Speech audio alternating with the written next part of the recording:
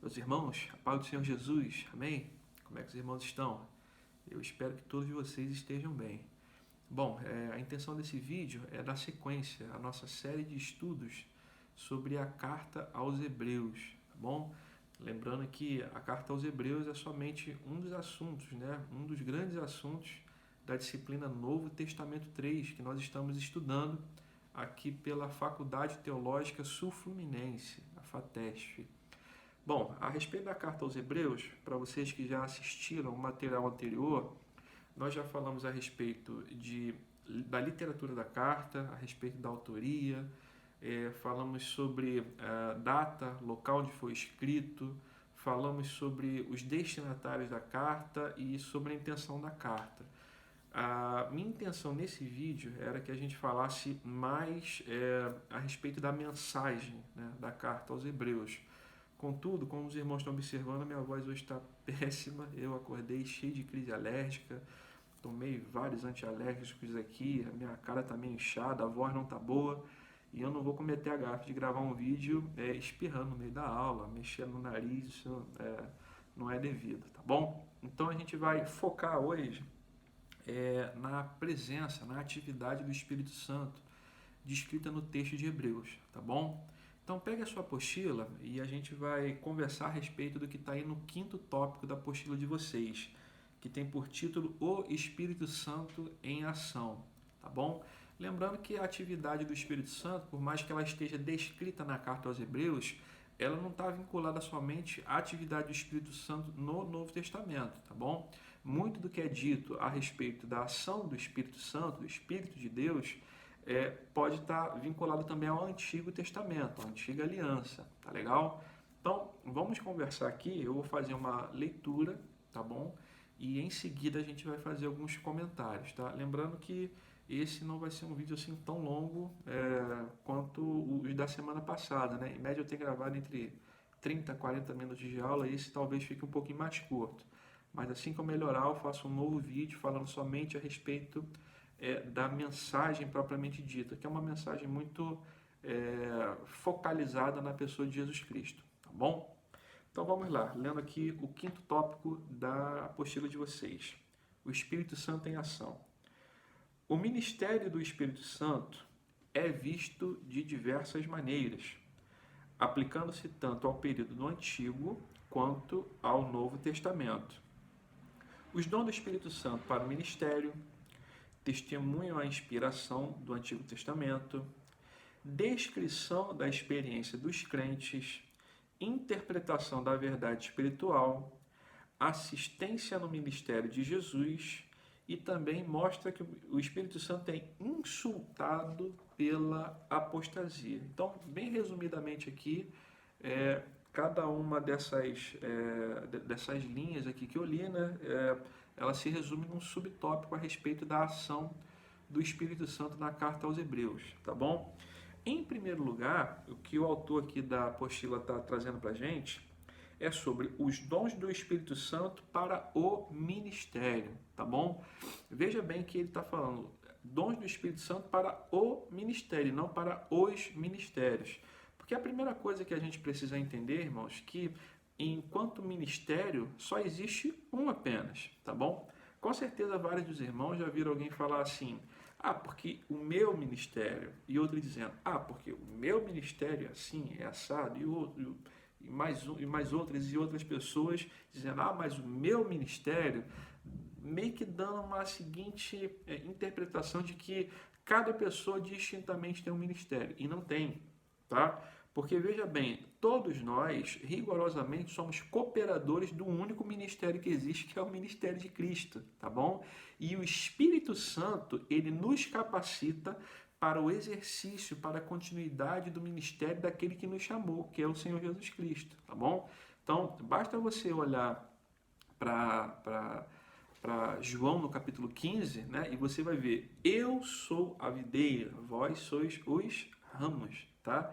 Então nós somos ramos, nós somos galhos da videira que é Cristo. Portanto, ministério somente Ele possui. E todos nós somos cooperadores do ministério. E quem, digamos, quem nos habilita, tá bom? Quem nos dá capacidade de exercer a nossa chamada, o nosso ofício dentro do ministério de Cristo é o Espírito Santo. E por isso ele nos concede dons, tá bom?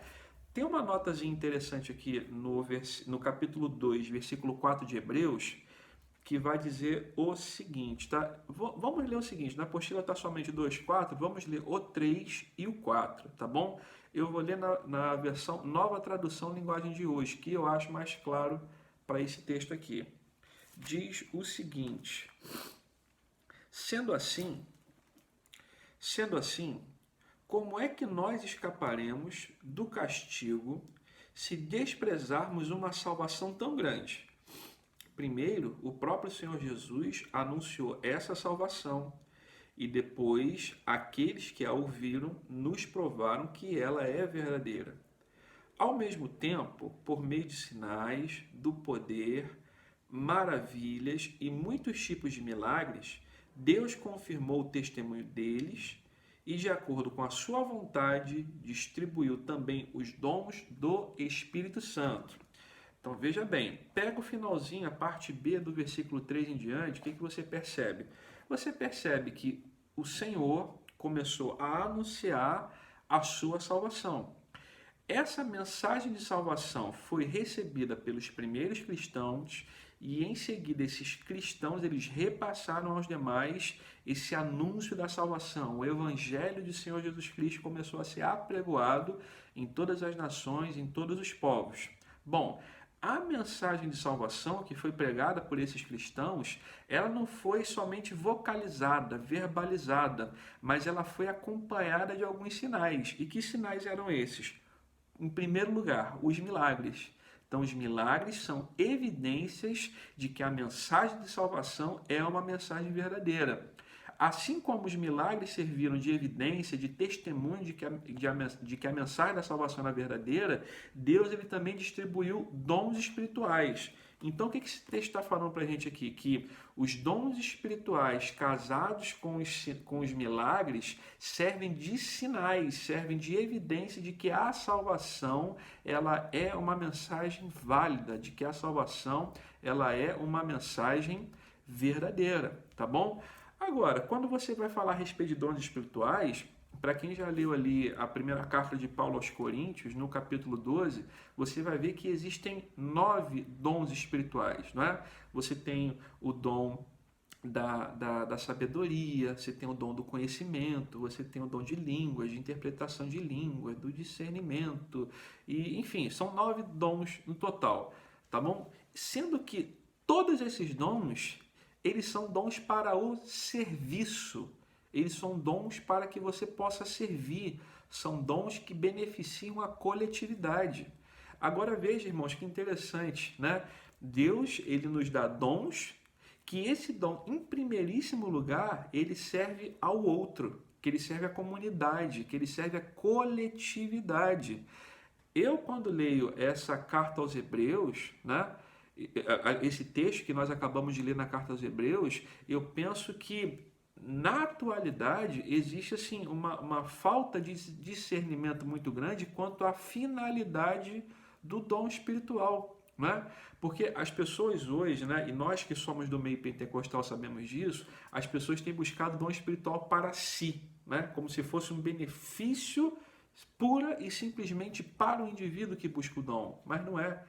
O dom do Espírito Santo ele serve de testemunha, ou seja, o dom do Espírito Santo é uma evidência externa, uma evidência para além de si próprio, uma evidência que é para fora, uma evidência que é testemunhal, tá bom? Então o Espírito Santo ele foi derramado sobre nós para que, segundo o que está escrito no texto de Hebreus, adicionado aos milagres, aos prodígios, às maravilhas, eles sirvam de testemunho de que a mensagem de salvação é uma mensagem válida e é uma mensagem verdadeira. Então, quando você pregar a respeito da salvação em Jesus Cristo, duas coisas precisam vir acompanhadas. São os sinais, é o cego enxergando, é o paralítico levantando, são os milagres acontecendo e a manifestação do Espírito Santo na vida daqueles que carregam essa mensagem, tá? Então, na sua vida que é pregador da palavra de Deus, precisa estar em operação o Espírito Santo de Deus, tá? Isso, como já dissemos, cooperando para o ministério de Jesus Cristo, porque nós, particularmente, não temos ministério. Amém?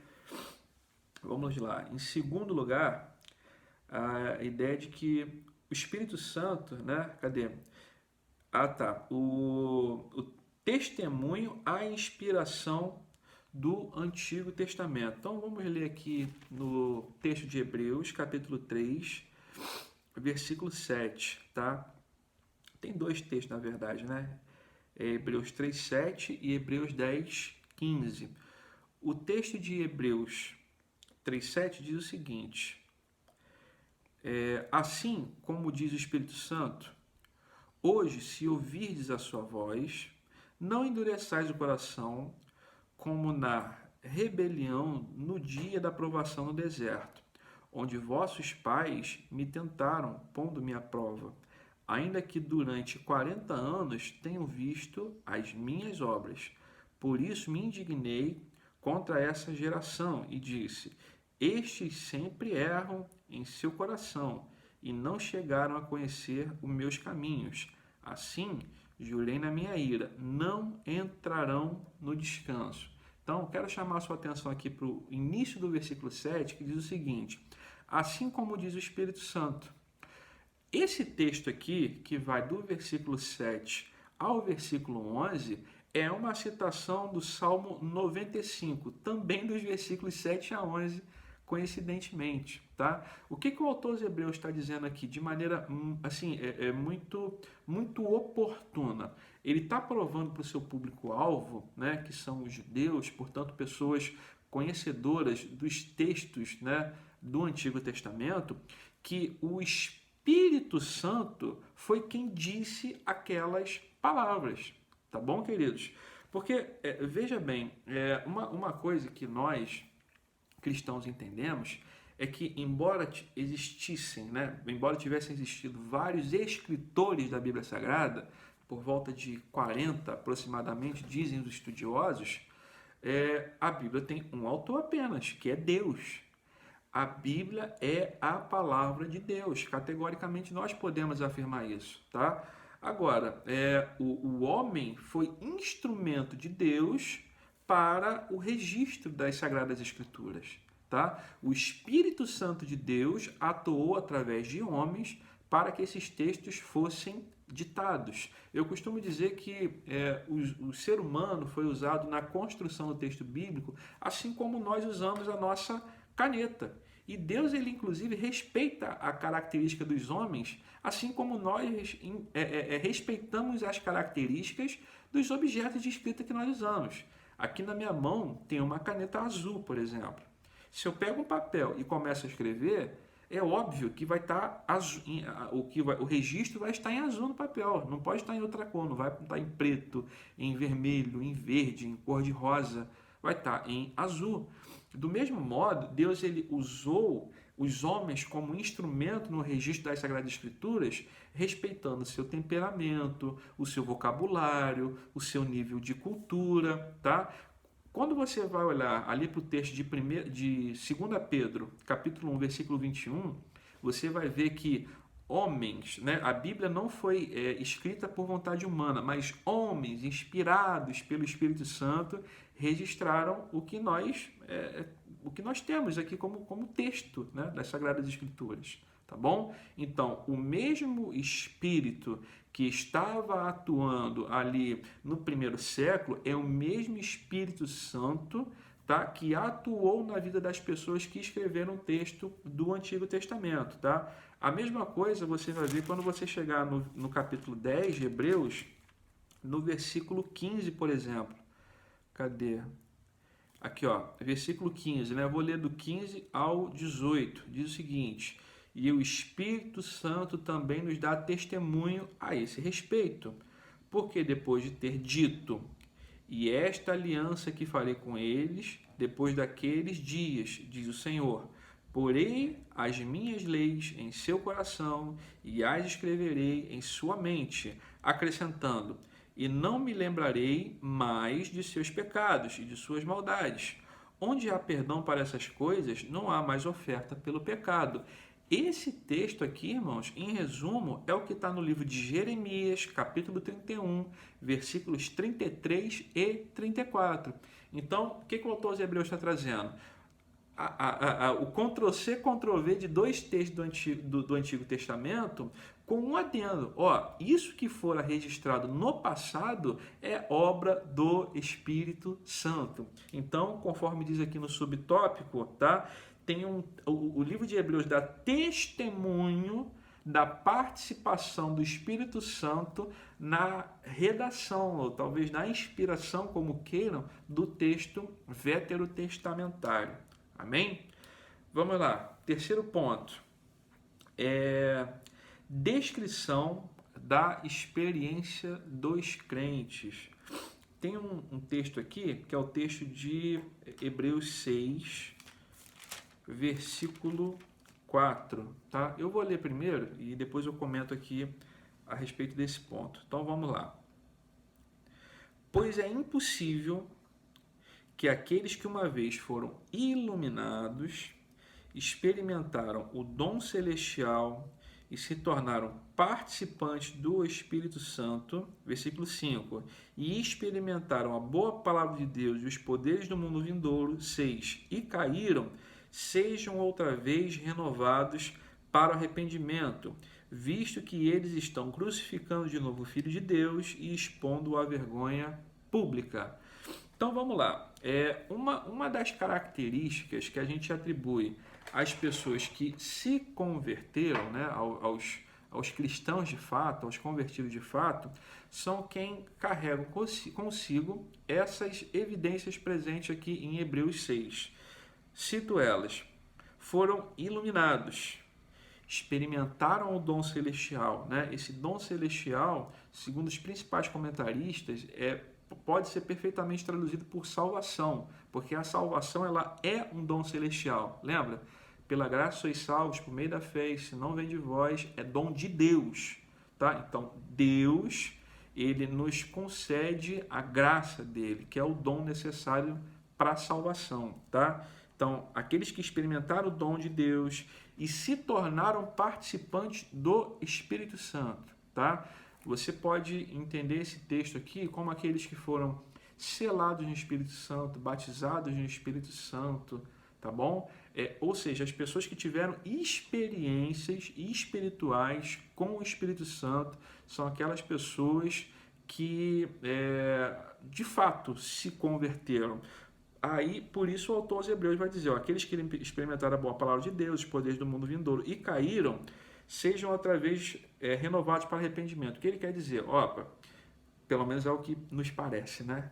Que alguém que alcançou todos esses níveis de experiência, iluminação, salvação, experiência com o Espírito Santo, experimentar a palavra de Deus, os poderes de Deus, essas pessoas, se caírem, pelo menos ao que parece no texto de Hebreus, são pessoas que elas não poderão ser renovadas no arrependimento, tá?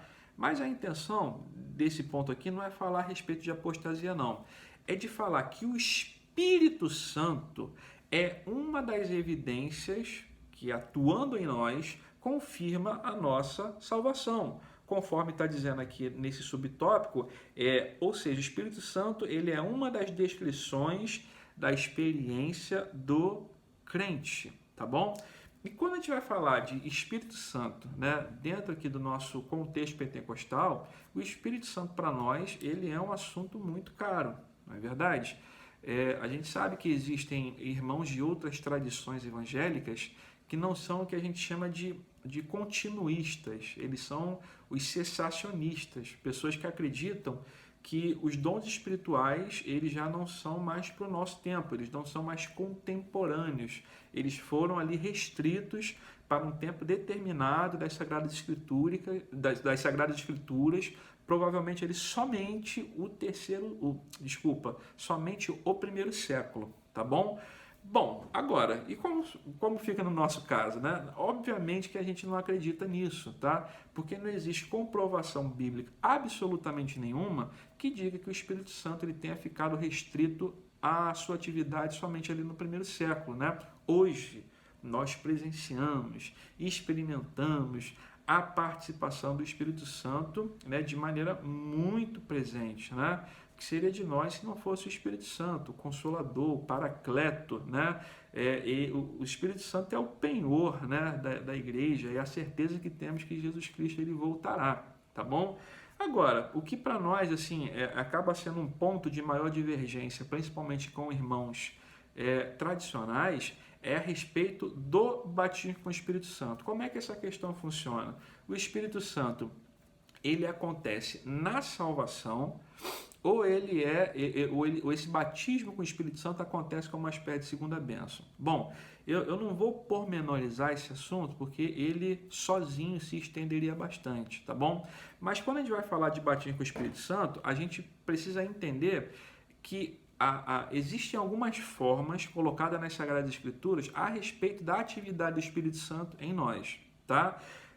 Duas delas estão diretamente ligadas à conversão e a outra ao pós-conversão.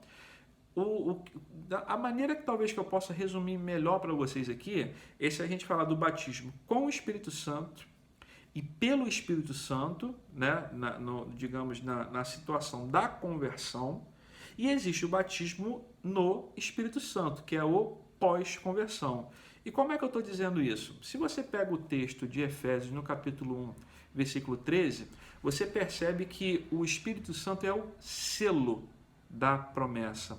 Portanto, nós fomos selados com o Espírito Santo no momento que a gente recebe o Evangelho, que a gente aceita Jesus Cristo como Senhor das nossas vidas. Então, a gente recebe um selo. Pum, fui selado. E, gente, olha só, vamos pegar de maneira prática. Para que o selo serve?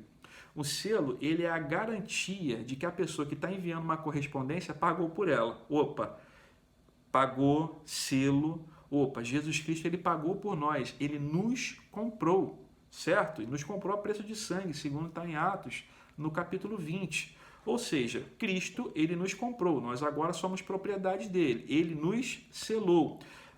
Com relação a essa questão de carta propriamente dita, o selo ele vai ser uma comprovação de inviolabilidade e uma garantia de que a correspondência vai chegar no lugar.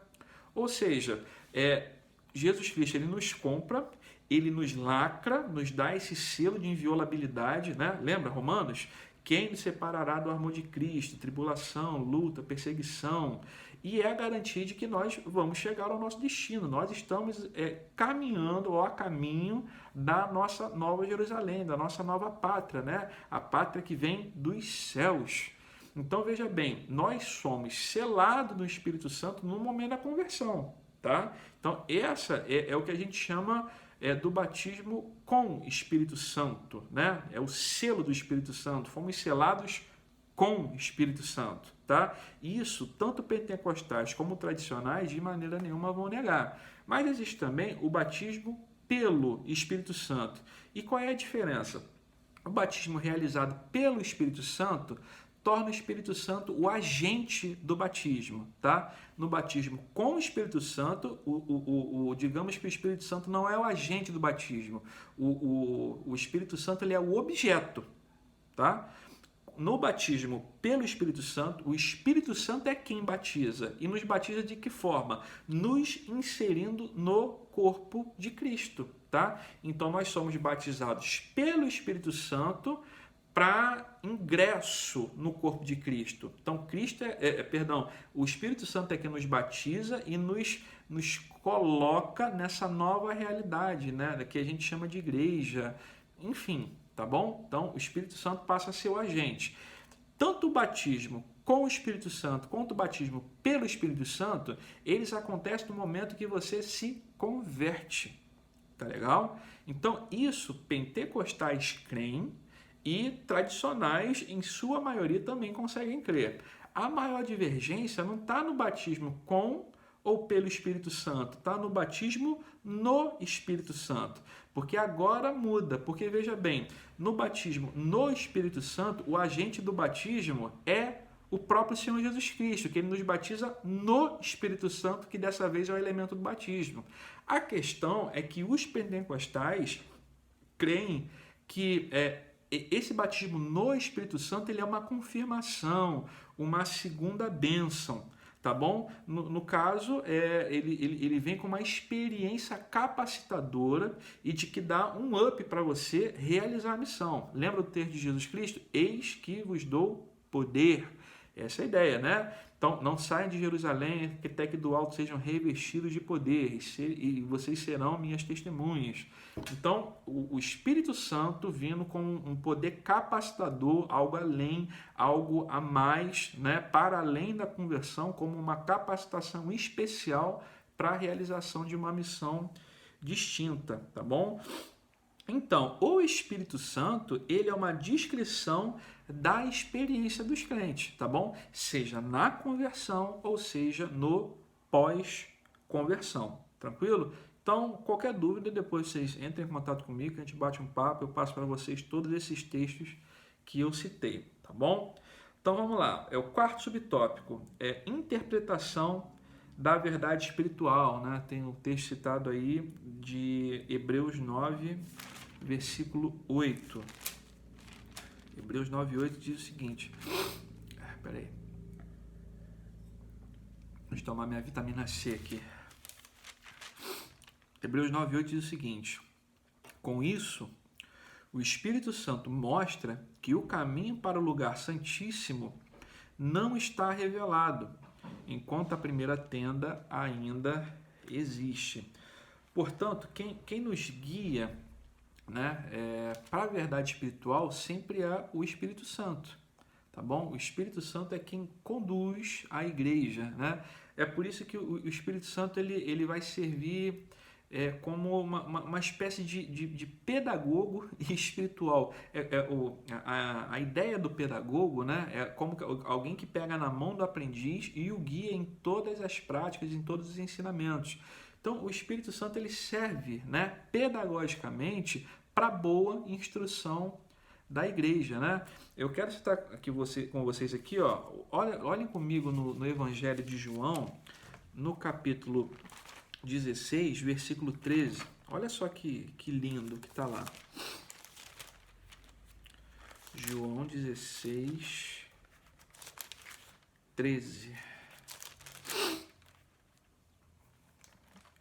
Diz o seguinte texto, ó.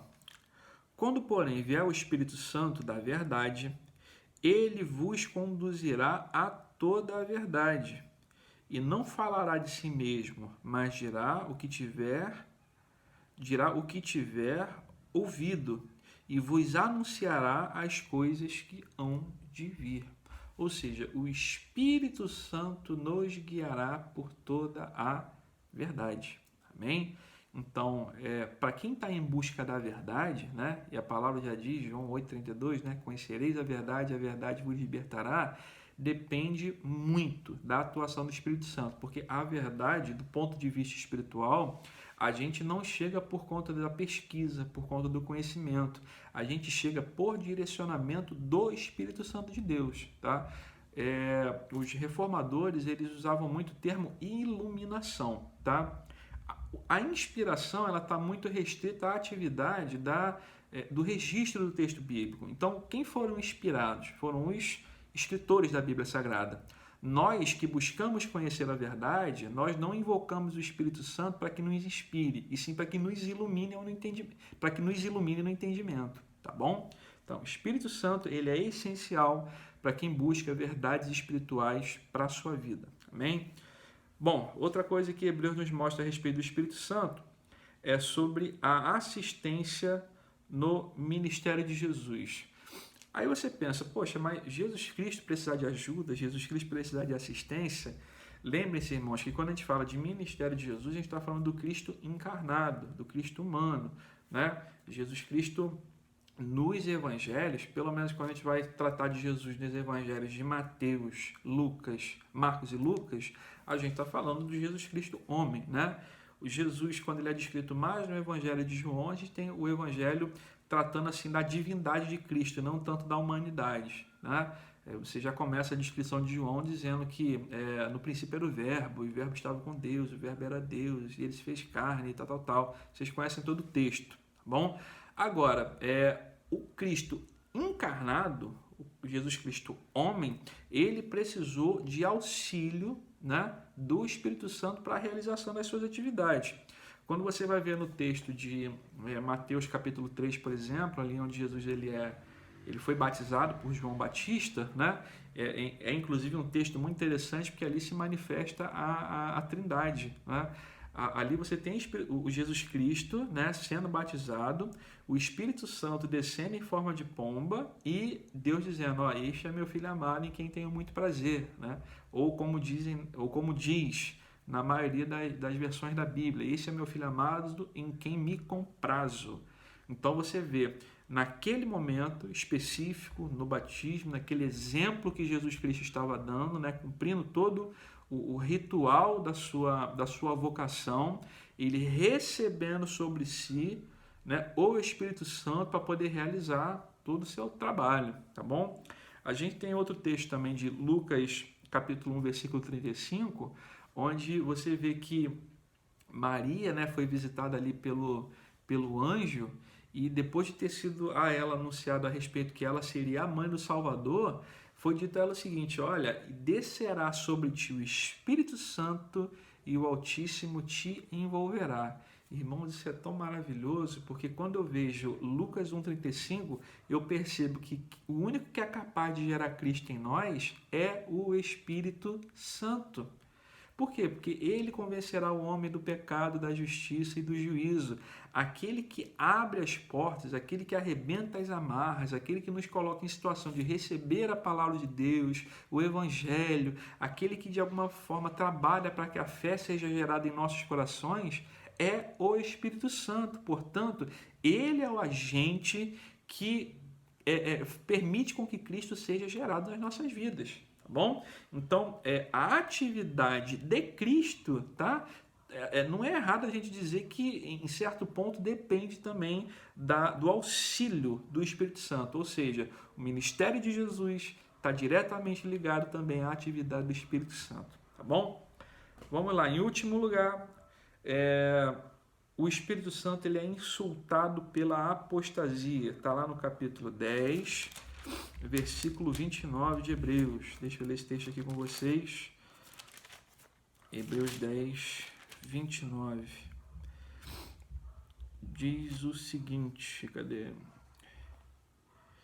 Imaginai quanto maior castigo merecerá quem insultou o Filho de Deus e tratou como profano o sangue da aliança, pelo qual foi santificado e afrontou o Espírito da graça. Então, esse texto aqui, ele sozinho já é claro o suficiente para falar que Deus ele recebe como um insulto muito grande todas as pessoas que duvidam do trabalhar do Espírito Santo, do Filho de Deus também, né? Mas do Espírito Santo, né? Ou seja, ofender a Deus e ofender a Jesus Cristo, ofender o Espírito Santo, configura-se num pecado terrível, um pecado de profanação do caráter de Deus, né? Algumas pessoas não conseguem discernir muito bem o que seria esse pecado contra o Espírito Santo. Mas o texto diz aqui, de maneira muito clara, que de alguma maneira, quando você atribui malignidade a uma atividade do Espírito Santo, você está profanando o trabalhar do Espírito Santo, né? Então, essa falta de discernimento e esse falso testemunho a respeito do trabalho do Espírito Santo pode colocar a nossa relação com Deus completamente em risco. A mesma coisa se aplica ao contrário, né? É quando você tem um inimigo trabalhando, Satanás trabalhando, e você está dizendo que isso é uma atuação do Espírito Santo. Então, por exemplo, só para poder citar algo bem prático, existem pessoas que passam situações de tribulação, de alguma luta na vida, e a gente sabe que Deus ele pode permitir esse tipo de provação para a nossa edificação. Aí, o que a pessoa murmuradora faz? Ela diz que aquela luta está sendo uma atividade maligna. Tá? Pode ser que seja, né? Assim como Deus ele permitiu a atuação de Satanás na vida de Jó, mas pode ser que isso seja somente Deus ele permitindo algumas situações ruins que necessariamente não estejam vinculadas ao diabo para que a nossa vida seja edificada. Né? Agora, se existe também, por outro lado, uma atuação maligna, tá bom? Que a gente atribui algum efeito positivo nisso, também de igual modo a gente está ofendendo o Espírito Santo. Porque Satanás, às vezes, bicho é pernicioso, né? Ele, entre aspas, tá? Ele nos abençoa, ou seja, dá aquilo que é desejo do nosso coração. E o que o camarada faz? Ele exalta a Deus por uma obra que foi realizada pelo diabo. Às vezes o diabo vai abrir uma porta de emprego que não é para te abençoar, não. Lógico que não. É para você cair em desgraça, para você pecar contra Deus.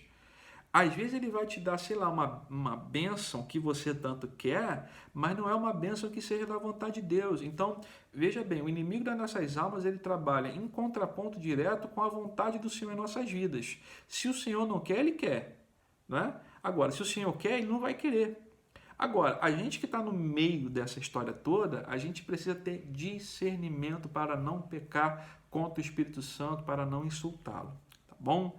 Queridos, esses pequenos 6 tópicos é o resumo da ação, da atividade do Espírito Santo dentro da carta aos Hebreus. Tá bom?